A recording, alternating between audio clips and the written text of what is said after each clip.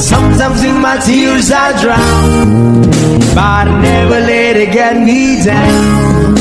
So when negativity is around, I know someday it'll all turn around. Okay, magandang hapon po sa inyong lahat. Welcome to my YouTube channel. Bago po sa lahat, huwag po natin kalimutan mag-subscribe and like and share notification bell. Ang video po natin is monopod po na sira.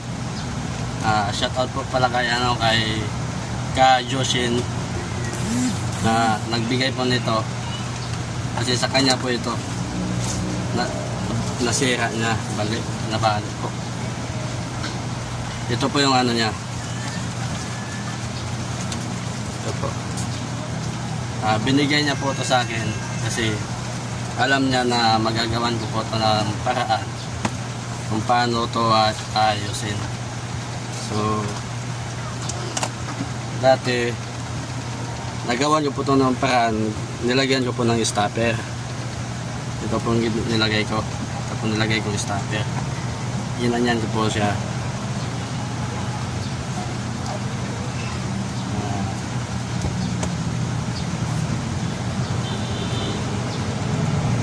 Ginanyan ko po siya. Tinalian ko. Tapos ito, pasensya na po guys kasi ito, nabutasan ko na po siya. Ginawa ko lang, nireview ko lang po. Shoutout po dyan sa may mga sirang monopod. Yung mga sira po natin monopod, huwag po natin itapon agad. Kung okay pa yung ano niya, kung saksakan niya, kung gumagana pa po ito, huwag po natin itapon guys yung mga sira po natin monopod. Kasi nagagawan pa po ito ng paraan kung paano po ayusin ulit. So, nung nakaraan, nakapolto po ako ng ganito. Pang-ipit. Anong tawag nito? Alam mo anong tawag nito? Pang-ipit nito. Ang cellphone. Napolot ko po ito sa stoplight dahil namamasada po ako. Yung pinapasada ko po, kung naitatanong nyo po guys, yung pinapasada ko, pedicab, pajak po, pajak. Yung bisikleta na may isadya, yung pong pinapasada ko. Kaya ito, napulot ko po ito sa may stoplight.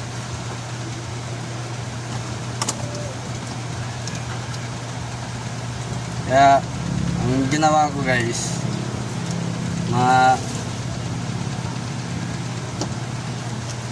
kaya ito po, ang ginawa ko, nabutasan ko na po ito. Hindi ko na po naipapakita kung paano ko po ito binutasan. Sabihin ko lang kung paano ko binutasan to. Kumuha ako ng pako, yung pinakamaliit na pako. Ito po, maliit na pako. Ininit ko po siya. Para pag uminit na siya, pwede mo siyang dito ibutas. Kasi malulusaw na po siya. Ito na po guys kung paano po siya kakabit. Ito yung ano niya para dito.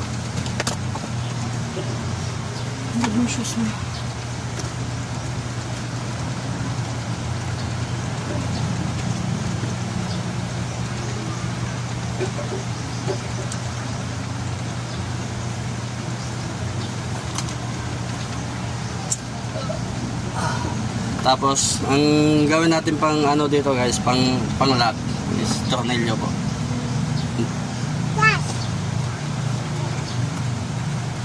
Kailangan po natin ng screw.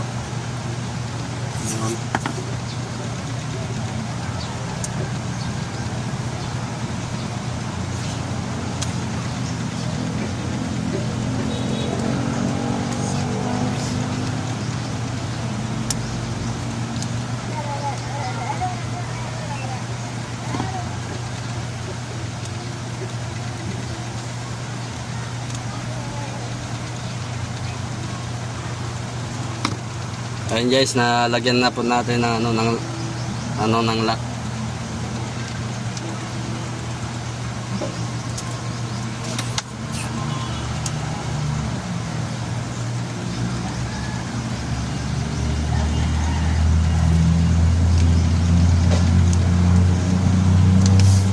Ayan guys, naikabit na po natin yung ano niya. Yung para sa monopod. Hindi ko, pasensya na po guys kasi hindi ko po to alam kung ano tawag dito. Ayan guys. Matibay po siya guys. Matibay.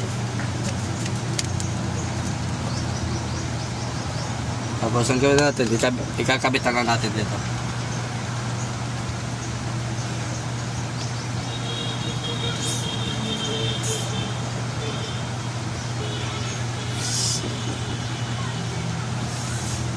Ilalak na lang po natin guys. Para matapos na po siya.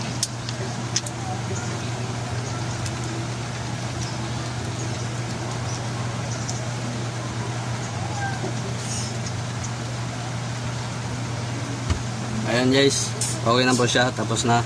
Oh, parang wala lang din siya. Parang hindi siya sira. Ayan. Oh, diba guys?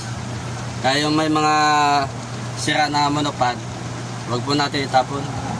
Kasi pwede pa siya magawa ng paraan. Ayan guys, oh. Ayan sa dulo.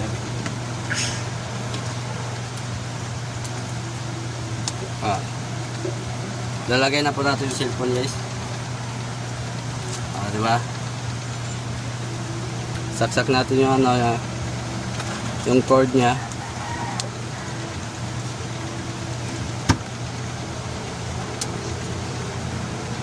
Lagay natin sa yung camera natin.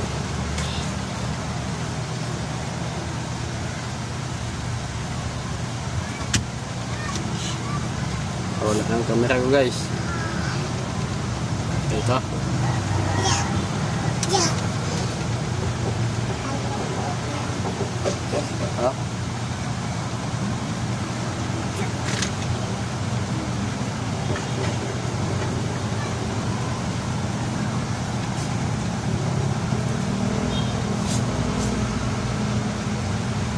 So, front cam na lang natin guys.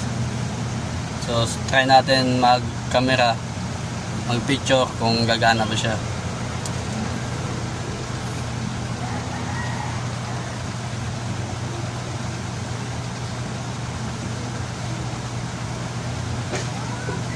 Ayan guys, gagana pa siya guys. Ayan po siya. Ayan ang picture ko. Gagana pa po siya.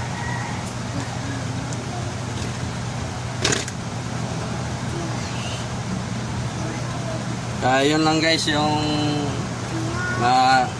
ituturo ko sa inyo kung ituturo ko sa inyo kung paano po mag-ayos ng sirang monopod.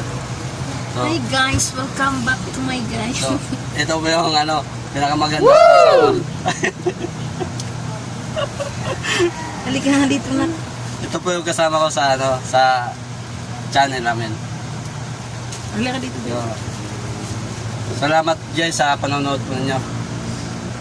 Hanggang dito na po yung vlog ko para sa monopod.